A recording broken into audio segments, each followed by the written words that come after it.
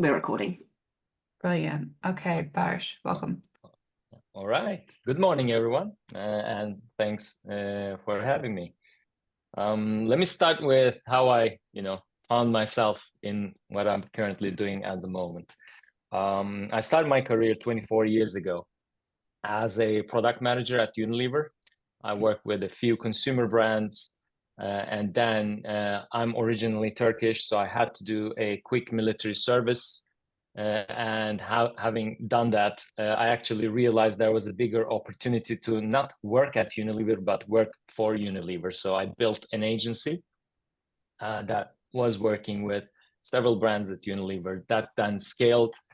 We merged it with Havas Worldwide. I continued to be a CEO and partner at Havas Worldwide for another year or so, where I was feeling actually I'm not necessarily in love with the agency world, but more of a product person. And very coincidentally, a friend of mine from military was building a tech company in Switzerland and working on very high-end computing proposition, and he needed some help. That was super sexy and exciting and crazy. So I jumped ship, sold my shares at the agency, joined him as a co-founder CEO, which was quite an experience. Got me exposed to a few technologies later shaping my life, but also was a very stressful journey where I basically had a neck hernia and a beginning of a hernia in my lower back as well. And that was very painful, which pushed me to be very passionate about actually fixing myself first and getting also passionate in wellness and well-being in general. And that later inspired my the business that I founded later, which was Fitwell. Fitwell was a personalized coaching app that used AI, data, and personalization to offer people coaching in fitness and nutrition. Because at the time, and this was 2013, there wasn't much out there. So that was quite an exciting experience for me. We reached out to millions of users around the world, got some investment from Microsoft Ventures and Founders Factory in the UK, and then moved to London 8 years ago. During COVID lockdown, we were considering to sell the company. Everyone was working out in their homes, and the market was becoming a little bit consolidated. And Apple just launched their fitness service, and Peloton did their IPO, so they were kind of sucking the air out of that industry. So we sold the company to an American buyer, and we can come to the details of that later. But it wasn't a life-changing exit, but allowed me some space and money to do some investing. I started investing in startups, helping Ascension Ventures as an advisor, because I wanted to see the other side of the table to understand the investor mentality and to be actually a better founder for it. During that time, my kids and my wife convinced me that we need a dog in our lives. It was, if you remember, dark days and very, uninspiring. So our lovely Cavapoo, Rio, joined the family during that time. And he made me actually realize there's a big language barrier between our pets and ourselves. And I can actually use, decades of my career with technology, well-being, data, personalization, and product innovation into bringing something to the world that will help pet parents navigate the guesswork around pet parenting. So that's how Scooch was born. Now I'm the founder and CEO of Scooch. I've been doing this for the last 2 years. We'll probably go into the details of it later on with questions, but it's been quite the journey. Brilliant. Lots to dive into. I'm actually really curious to hear about what's it like taking investment from Microsoft Ventures and Founders Factory as well, because I guess that's not the traditional angel investor that a lot of founders might look to for their pre-seed round. So how did those opportunities arise, and then what were the sort of added benefits or things to consider if looking at them for investment? Especially in my context, if you consider I'm from Istanbul, Turkey, and coming to UK for the first time 8 years ago, I didn't have a lot of network here. I always look at investors as smart money if I can find them. And Microsoft Ventures at the time, and then later Founders Factory, offered that in terms of networks and access to people and places that I didn't necessarily have. So it was more than the cash that they were offering. Those opportunities presented themselves in different ways. So I actually came across Microsoft Ventures myself because we were part of Microsoft Startups program at the time. And then they offered the opportunity to basically apply for that program at the time. And that had that also allowed me to come to UK and spend some time here networking. Founders Factory was much different. It kind of happened because of my previous networks and relationships that I built in my previous startup. So, someone introduced me to Brent Hoberman. Brent Hoberman introduced me to Founders Factory because Founders Factory was brand new at the time. So they were looking for companies to invest in. And it was a good fit between Fitwel and us. And actually, funny enough, Founders Factory was the first Czech investor in Scooch as well. So we built a great relationship with them in the previous startup. And I actually liked their support. So when I was building Scooch, they were one of the first investors that I went to get some investment. And they invested £250,000 from a presentation because they knew me and they trusted in me. What are the things as a second time founder raising your first round that you know to look for in a pre-seed investor that maybe you didn't in the first round? It's a good question. There are a couple of things. So obviously the founding team and the founder or co-founders are the key thing when any investor is investing in the pre-seed or seed stages, because you don't have a lot of proof points, there's not much traction, not a lot of data to go on. So investors are basically investing in you. And previously, when I was founding Fitwel, the problem that I faced was I wasn't a fitness expert, I wasn't an app expert, I wasn't even a technology expert at the time. I was a good businessman and a founder, but being the right founder or co-founder fit for the problem is really important. So when I was building Scooch, having had the experience of Fitwel with fitness technology and all, and also innovation background from Unilever and some other places, I had a unique insight, and it was easier to convince investors that I am the right founder for this problem. And it was a much better fit in that sense. So I always think that founder problem fit is the key when, especially that you are the pre-seed stage. That makes sense. What's so interesting about your entrepreneurial path is it very much reflects your passions and your interests at the time. How do you think that what are the best ways to demonstrate the founder problem market fit? I think I may have just got that order wrong, but go with me. To investors when, sometimes they're looking for the person who has 10 years of experience in that field, but in actuality, someone who's incredibly passionate about that field is bringing a lot of energy and perhaps a new perspective to the problem.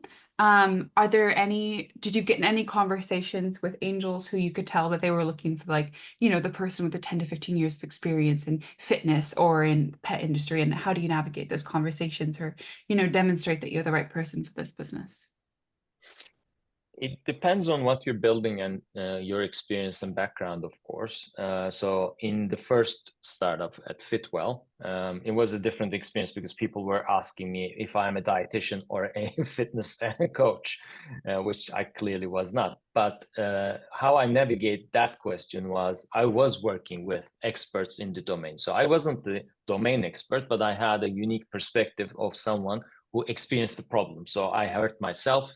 I was trying to be fit. The fitness system was broken. I hated gym memberships and stuff like that. And I was seeing the technologies that were being accessible to everyone could democratize fitness for masses. So having that insight and someone who experienced the problem and working with the experts who know the trade very well kind of helped me navigate that question. But it wasn't straightforward and it wasn't easy. So fundraising for Fitwell at the time was harder. For Scooch, it was much different because then I had 8 years of experience building a mobile app that reached millions of people and know how to use data and personalization and AI to offer a personalized coaching experience. So from that angle and that insight, it was easier to convince investors that I can do the same for pet parents with a different context. And also, people are still asking me whether how we basically create our own products. So we have physical products as well, but I also spent years at Unilever working with labs and innovation teams formulating and building products. So bringing these two together, we have a unique differentiator and perspective that not many founding teams have in my space. So going back to other people and other contexts, I invested in probably 30 startups. So some of them are B2B SaaS, some of them are deep tech, some of them are consumer. So there are vast differences between these types of businesses. So if you are obviously a deep tech founder, investors would require you to have some insight of the technology itself and a different expertise or domain expertise that is different to any founding teams. If you are a B2B SaaS kind of company or building a solution for that, they want to know that you would understand how enterprises work and how B2B sales work and why you found this unique problem that you're trying to solve. And in a consumer world, everyone is a consumer. So you may have a consumer insight yourself, even if you're not necessarily the domain expert in that space, but you need to be a good business person and a resourceful person to be able to bring the necessary parts together to solve that issue. And if you have actually a unique insight or expertise in that problem you're solving, obviously you are ahead of the curve. Makes sense. Can I see a quick show of hands? Feel free to just use the little Zoom emoji. How many people are actively fundraising at this moment? Like you're pitching investors right now. You can just use the little Zoom raise your hand feature. Okay, I see a lot of hands going up. Are there 2 or 3 specific things that you are trying to make sure come across in your pitch now as a second-time founder? Like, are you wanting to make sure the narrative's really clear or the opportunity's really clear? Where's your focus when you go into those meetings? It's a great question because angel investing and VC investing has quite changed over the last couple of years as well.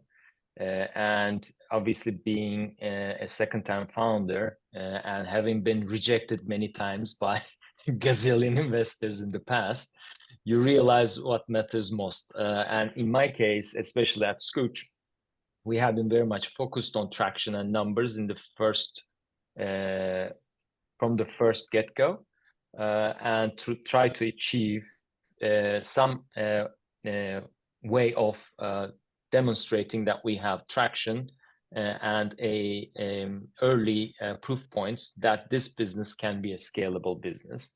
So that was one of the key things. And the other thing was when I was assembling the team, we tried to focus on very experienced people, not junior people, but very experienced people in their domains. One product expert, one technology expert, and me being the more marketing expert. So, coming all together, it was a team who have built other products, teams, etc., and believing in the team and the data and the traction that we have created in the early days were the tools that we have or the assets that we had trying to convince the investors. And I would argue the same for everyone. It's a very difficult thing to make money out of angel investing or VC investing. It takes years. It's an illiquid asset class. So you need to really make them see the vision and make them believe that you are the team and you are the people who are going to achieve that vision. But then your numbers and how you actually build that future and vision with numbers really matter. So it's not just a vision and an idea that captivates people, because now we're in the age of AI. Everyone is building an AI company. Everyone has big vision and ideas, but you need to give some proof points that investors will believe in you. Makes sense. I want to dive into the business model in just a second, but one follow-up question on that is, how do you demonstrate to investors the vision and the opportunity without making it seem like you're trying to like do everything at once? And also, do you have numbers attached to the opportunity to try to get them excited? Like, are you showing them, I don't know, 5-year projections or companies in the space that have had recent exits? How do you get them excited about that? All of the above. So we have built a financial forecast for 5 years in the early innings of the business, but it's obviously pie in the sky at that point. A lot of unknowns, a lot of numbers that are just assumptions. And we quickly realized they were very optimistic after the first launch. And then we had to adjust those numbers drastically after actually we started receiving real data into the model. But to complement that, so financial forecast and how you are actually thinking about numbers is important. Not necessarily because your numbers need to be accurate, but investors want to see a little ambition behind the business. So they want to see that this business can be venture backable, could be $1 billion business in the future, but it should be rooted in reality. It shouldn't be out of whack. So you could make Excel do whatever you want. You can build $1 billion Excel sheet very easily, but investors really want to look at how you're thinking about scaling the business with somewhat believable numbers, so that they can rely on your business acumen in that sense. The other thing is, if you're working on something super niche and no one knows about the problem, it's not a big enough problem, then obviously, especially VCs won't be interested in it. So demonstrating that this business or the industry is big enough or huge and exciting is important. And even if the numbers are not necessarily need to be exact, they need to believe that there is a big enough opportunity for you and others in the space, because you won't be probably the only company operating in that space. And there was another question there as well. What was that? I think you covered that all, just about demonstrating like opportunity and making sure it didn't seem like you're trying to do like everything. No, I remember. So you asked about other companies and other Yeah, exits and yeah, stuff. yeah. So then that also, for some types of investors, and I've come across those people, and they ask from the get-go, oh, have you thought about your exit? How are you going to exit? And we also monitor that. I actually came to an aha moment last year at a founder retreat, where we were talking a bunch of founders about us founders not necessarily taking money that seriously, or not focusing on money that much from the early innings. What I mean by that is, we all have ideas, vision, etc., and we are building companies, but usually most founders are naive. We don't necessarily focus on the prize at the end, the big exit, how that exit is going to materialize, how much money we can make for ourselves and for investors. So after having that aha moment, I actually started thinking this way. Okay, so if in 5 to 7 years I want to sell this company, what does this company need to look like? What are the metrics people will be looking at? Who will buy this company? And once that happens, how much equity I need to still own so I can make a decent living with my family. So these are the things I started thinking. And then looking at the industry, I look at some exits, acquisitions, mergers, IPOs in my space, and I'm using that data to inform the prospective investors. I also went to the length of getting to know the M&A companies in our space who are buying and selling or instigating these relationships in the pet sector. And I started building a relationship with some of them. And actually, 2 weeks ago, one of them invited us to their office to brief us on a deal that they have done, which was very helpful for us to understand like these metrics that we need to focus on, who are the buyers who could buy or merge with us in the later stages, etc. So I highly recommend everyone to be thinking about these things and then obviously informing their investors because that's basically what all startups are trying to materialize: an exit, an IPO, some form of a liquidity event for your investors and yourself. I've never heard of a founder proactively like building that relationship with potential M&A companies. That's so interesting. I want to talk about the exit for Fitwell and how you'd go about like building those relationships. But I'll save those questions until the end. Quick reminder, founders, if you have a question, please put your hand up. We'll go to questions in about 10, 15 minutes. But if your hand is raised from the previous question I asked, please put it down just so I know how many people have questions when we move to Q&A. So Barsh, can you walk us through the business model for Scooch, and how it's evolved? From the earlier days, we always had the subscription model in mind. So Scooch, for context, is a pet health subscription. We help pet parents with a online AI-powered platform to navigate the conditions, the problems, and triaging these conditions from their mobile phones or their laptop. But we also have a portfolio of physical products that come with a subscription delivered to their door to help with the most common dog health problems. So the combination is a hybrid combination, and that comes with some actually challenges, but let's focus on the business model. So it's a subscription model predominantly. People come and find us online or on the mobile app stores, and then subscribe to the proposition. Subscription is a really good model for especially consumer businesses because it's more reliable source of revenue, and because it's very expensive to acquire customers on digital channels. Subscription is one of the few ways of demonstrating that you can build a scalable and profitable business, but it's always a balancing act. And I can't even claim that even though we have very good unit economics, we still need to improve it even further. It is evolving, so the model is evolving. We're working on a pet insurance that will be introduced probably next year.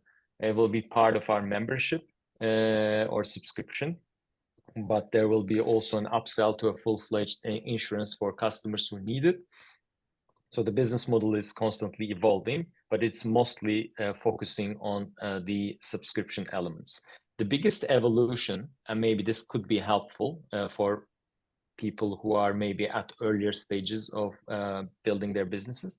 So when we were first building the business, we didn't necessarily have the tech or the AI or any of that. We just had the vision, and we knew the problem. So pet parents are really struggling to understand what the problems are with their pets. They run into very popular or like common health issues. So we introduced a portfolio of physical products first in a digital subscription format because we wanted to have quick traction and we want to reach out to as many pet parents as possible to get data, learnings, and then build the digital product that they would need. So after launching the digital subscription for our physical products, we had a few thousand customers that were providing a lot of insights to us. Then we started building the tech aspect and rolled out our AI features later on. And now I can say that a lot of our customers use both together. And the best lifetime value that we have is the combination of both. But if we try to do everything in the first inning, which I did the mistake of doing in my first startup, then it would potentially be a much bigger product than we anticipated in the earlier days. And we may have built too many features that were hard to service. So business model is evolving with the product. So now the product is very much app-based, and it's going to continue evolving as we learn more from our customers and the problem. Between Fitwell and Scooch, what have been the best drivers of customer retention, or the best like tips and tricks that you would suggest for founders, especially like when on a low budget? Retention is tricky. It doesn't necessarily require the budget. It is more around the product. So if the product is good enough, or it's solving a problem, a real problem, then obviously retention would be better. But perhaps maybe I could come to the question from another angle. So you have limited resources, all startups do, and especially in earlier days. And in all businesses, retention is the key to success. In B2B, in B2C, it doesn't matter. So if you put more of your resources into understanding the problem, the customers, user flows, and building the product in an informed way, then I think your retention could be better for it. But if you put too much emphasis on marketing and growth in the earlier days, and growing a product that is not necessarily the right fit for customers yet, then you will be burning a lot of your resources. So putting more emphasis on the product and experimentation, user interviews, really understanding what sticks, what doesn't stick, and being ruthless in terms of cutting features that don't contribute, because keeping features is also a make you slow or slower, and becomes a kind of a technical debt in the later stages. So in terms of understanding what the customers are liking and what they aren't liking, and where perhaps they need more support, what do you do in order to understand that? Can you repeat the question? Sorry. Yeah, I guess like how do you understand user behavior? Are you looking at like analytics of the app use, or are you doing customer interviews?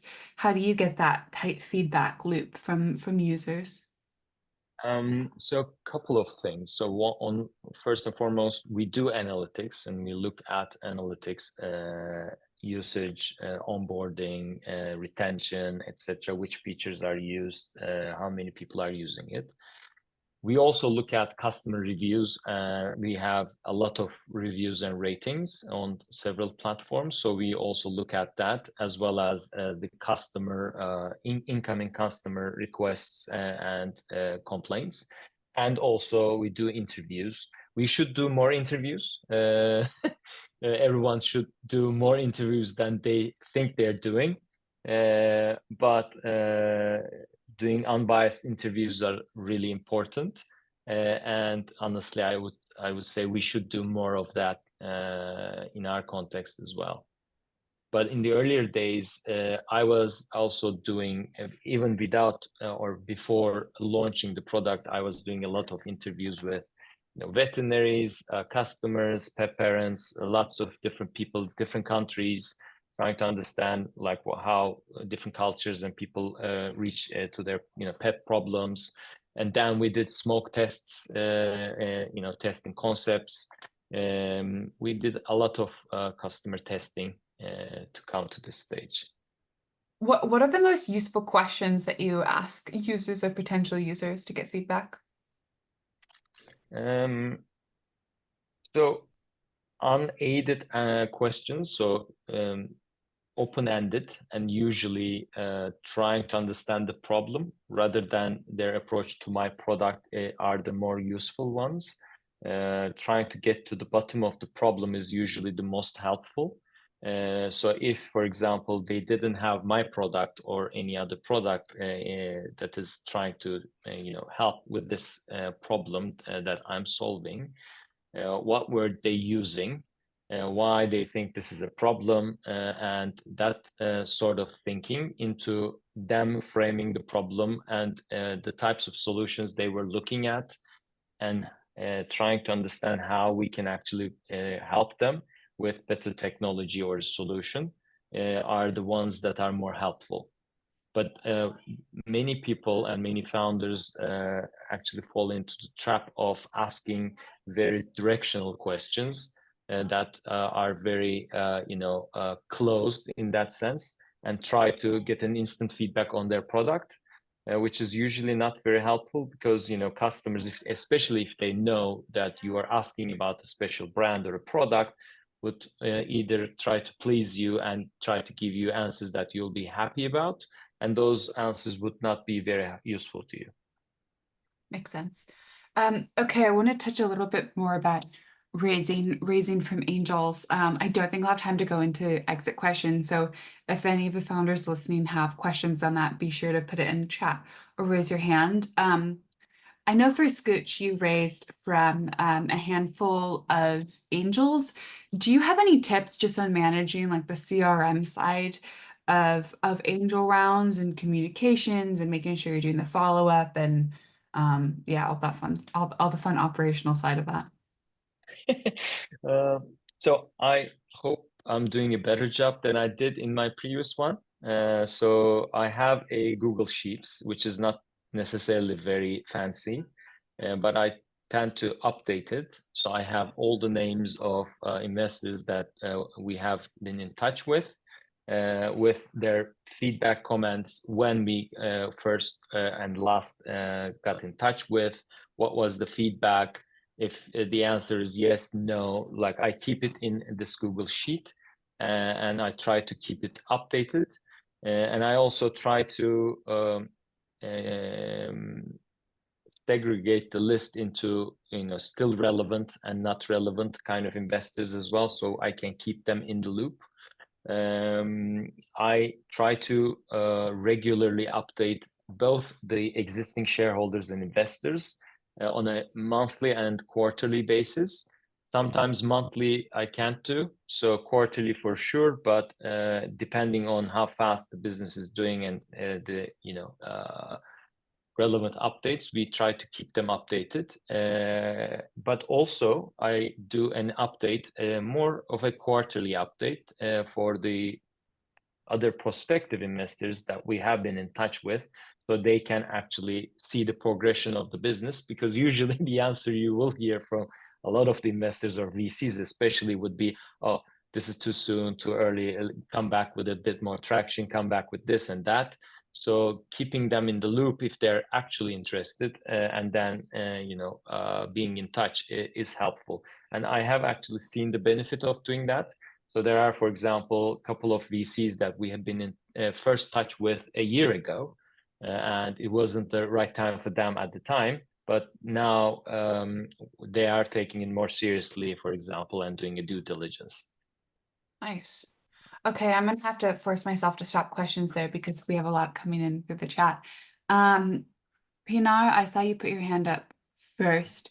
Also, this goes for you and anyone else. If I butcher your name, please, please, please tell me. We're at the start of the program, so I got 6 more weeks to correct myself. So if I make any mistakes in anyone's name, please let me know. I'll let you go first, and then I'll take a question from the chat, and then Anchor, I'll go to you afterwards. Okay, perfect. Thank you, Barish. It was very insightful. My question is about what kind of climate you have in the team, what kind of culture you are building within the team to achieve your business results. And do you care about this at all? Like, do you think it's an important asset?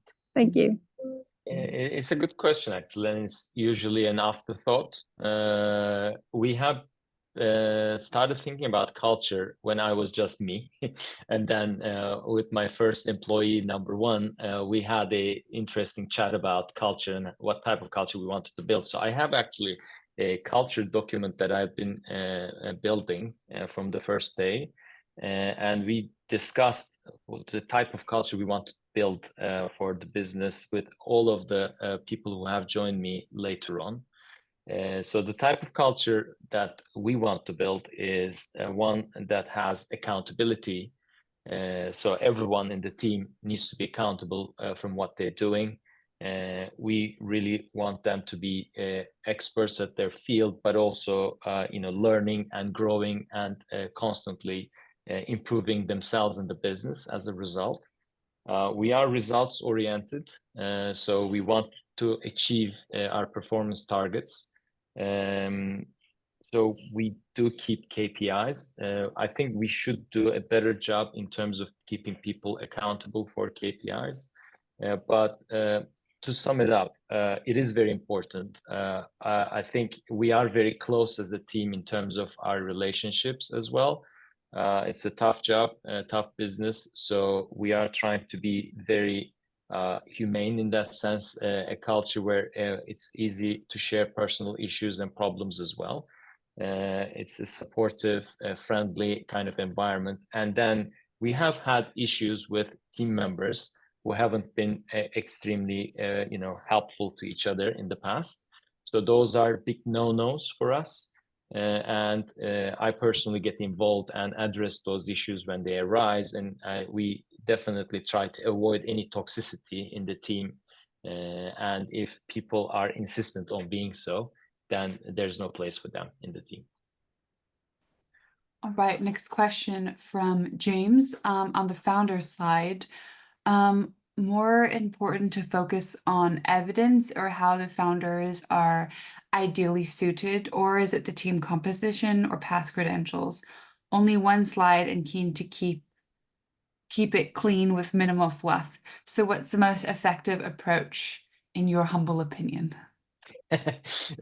Obviously, in this day and age, some founders who have amazing exits in the past, big successes, big credentials, they can get investment like this. So I can't say, say background and former successes is not a big factor, but I am the type of person who would also believe that the numbers and traction for that business are key. So I would prioritize evidence of potential success in that business, but also they are investing in you. So your former successes, your exits, or other professions that bring relevance to the table would be really important. And it's not fluff. So as I said, especially pre-seed, they're investing in you. You won't have a lot of traction. You won't have a lot of numbers. So in US, people love talking about themselves and they're not ashamed of it. In UK and in most places in Europe, people are very humble and they don't want to, brag about their successes. But I beg to differ. Obviously, we need to promote ourselves and we need to show how you are the best fit for this problem. So I would say both are important, and you can actually dedicate one slide on the team and yourself and blah blah blah, and also another slide on traction numbers, etc., because they're not mutually exclusive. Okay, next question from Anchor. Hey, Baris. Thanks for sharing your insights with us. I really appreciate it. I founded a fintech company early this year. We've raised some debt financing to build the product without giving away equity so far. And I'm contemplating whether the VC route is the right route for us. I just wanted to get your insights around, have you, when you raise money, has it just been the money? Has it been additional networking, the connections, that kind of, come in the picture? I mean, we could stretch ourselves in some ways and not give away equity. But I think what I'm contemplating is VC route going to be, a lot more useful than just funding some of our work? It's an interesting question in the sense that obviously I don't know the full context of how much you raised, how much you need, what's the team, etc. But having said that, debt financing is obviously we use debt financing as well. So revenue-based financing in our context. Yours might be different, but you need to pay that back at one horizon. Giving not much equity and keeping and preserving a lot of equity is good, but also you need to consider how fast you're growing in a very competitive industry. So fintech, I don't know what you're doing, but fintech in itself is very competitive industry, and a lot of startups with big financing are competing for similar kind of problem solution. So on one hand, getting the right investors on board and raising enough cash so you can actually scale your solution into becoming meaningful and competitive is important. But on the other hand, I would say VC is not for everyone. VC financing is not for everyone. So if you are really believing you can build a couple $1 billion business and you can organize a big exit further down the line, then you should probably get VC financing because otherwise it's going to be very slow, very difficult to scale, and very hard to compete against others with hundreds of millions of financing because they will be hire you, outpace you, etc. But it is also equally successful to build a mid-sized business with only angel investing or family offices, etc. So VC is not for everyone. If you have a reasonable business model where you could build a, let's say, 50 million pound business, 100 million pound business, not necessarily venture scale, then that's equally viable, maybe a good opportunity for you. You could, make a massive exit for yourself and, live well off after that. But I would say anyone who comes to your cap table, be it angels, be it, VCs, anyone, the networking, the connections, or other ways of strategic help that they could bring to the table is really important, because at the end of the day, you kind of get married in a sense. There's a contract, they're your shareholders, and if you have people who don't necessarily have the same vision or not necessarily understand the intricacies of your business and how they can help you, they're probably dead weight. Sometimes having some investors that let's consider them dumb money, so just bringing money and not necessarily helping the business, is good. If you have also smart money who could help you hire, make connections with, let's say, if it's a fintech enterprises or big banks or whatever.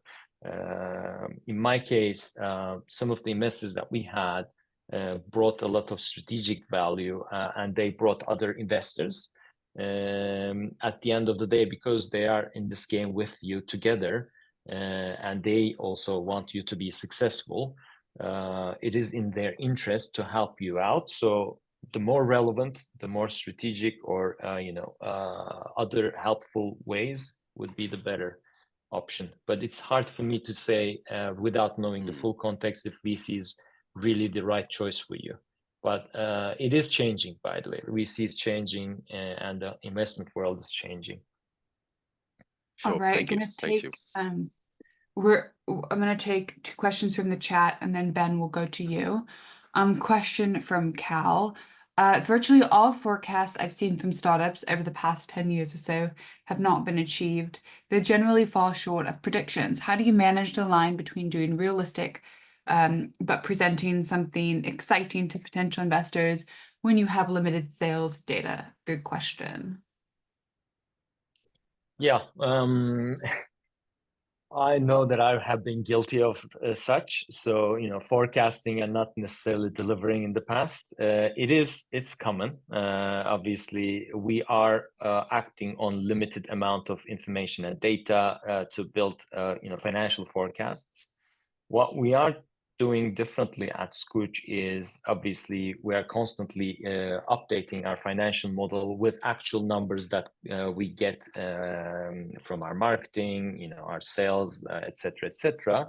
and try to extrapolate into making it still an exciting vision, and making sure that growth is there. It is an exciting, exitable business for any investors coming in. It's not necessarily a cardinal sin if you can't make your forecast. It's a startup at the end of the day. You're trying to find a viable model for a problem, and you may not get it in the first couple of instances, but learning from what didn't work, and then putting that know-how into the model again and still keeping it exciting is important, because otherwise no one will invest in you. And you should also believe in the model and the numbers you're putting out there. So if you have doubts, thinking, for example, oh, this is unachievable, but I need to put these numbers, because I see a lot of decks where there's no traction, and then there's a hockey stick, and there's nothing in between. And that is a complete turnoff. When I see those decks, it's really unrealistic, and it's a no-no from the get-go. So these numbers need to be believable. It can be changed in the future. There needs to be a reason for it, but you always need to believe in it. Okay, and we're going to be touching more on this topic too through the coming weeks. Question from the DMs from Engin: How have being part of different communities helped your entrepreneurial journey / fundraising? Good question, Engin. So it has been actually a massively helpful thing in my life. So in the last 8 years, in the first couple of years of that 8 years, I wasn't necessarily part of a lot of communities. I was new here in the UK, but then I started getting to know some people, and I got into a couple of founder and investor related networks. One is ICE network, the other one is Founders, then there is the Ventures Together. So I'm a member of a few founder/investor communities, and that have been massively helpful for me. It is a very lonely job that we do. Not even your partners, families, or best friends would understand the types of problems and issues you're going through. And being part of a community where people can relate and also can help you with their own experiences and problems and issues that they have experienced in the past is massively helpful. And I would say that's one of the key things that keep me sane and happy, being part of these communities. So I would highly advise you to find your own tribe. I call it a tribe. I learned the value of a community more recently, and it's key for a founder. All right, Ben. Thank you. So my question was around the prospective investor update. So I guess with myself, I've just bundled prospective investors on the investor update that I've been sending out to the people that have already invested. But I wanted to understand, how do you look at the prospective investor update? Do you approach it differently? What level of transparency do you have? I guess, what's the difference between that and your regular investor update? Good question. There's a slight difference between the shareholder and the prospective investor update. So the shareholders are already in the business. They need to know all fundamentals, all the problems, issues, learnings, etc. External prospective investors don't necessarily need to know all the details. The whole purpose of basically updating these prospective investors is to create excitement and putting your foot in the door. So you don't necessarily need to bore them with problems and issues, but obviously be realistic and share the things that matter to them, but don't share the problems or issues or any problems that you're suffering at the moment, because they're already looking for ways to say no. So you don't do updates for turning off potential people. So there's a slight difference between mine as well. I tend to keep it short, especially for the prospective investors, and focus on the things that would matter to them most. Things about growth, unit economics, what are the fundamentals, what if we have won an award or launching a new product, a new exciting hire, things that would still keep them interested. And if, for example, with a prospective investor, I had a previous conversation, I know them, etc., and I know their issues and problems, or at least questions they had about my business from the past. If there's a new evidence, new idea, or new, evolution, development in that respect, I would tweak it. So it's not necessarily the same kind of update for everyone. So I would also tweak it for different investors, depending on context as well. We've got about 3 minutes left. I'm going to try to get about 2 more questions. Mark's asked, you mentioned that you built relationships with companies / people doing M&A in your field ahead of your exit. How did you go about doing this? And have you got any tips on how founders can build value from those in the M&A space and develop relationships? Once I had this intention, I started going to a few of my investors and people who may have better networking and connection in those spaces than me, and open the topic up. And actually, they started making helpful introductions, and that kind of helped with some of it. The other way of doing it is probably researching on the M&A deals that have been going around and who has been involved in these deals. So M&A people, prospective, private equities and people like that are always interested in new companies, new startups. That obviously you are probably too early stage for that, but starting a conversation is not necessarily out of their world, and some of them are happy to take these conversations. The other thing is, we, for example, received investment from Mars Petcare.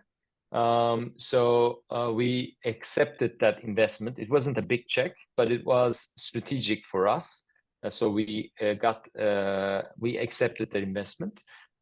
Just because we kind of think in the future they may be an acquirer, and building that relationship early on could be interesting. So in a very early stage setup, I wouldn't take a strategic investor into a leading investor role and dominate your board.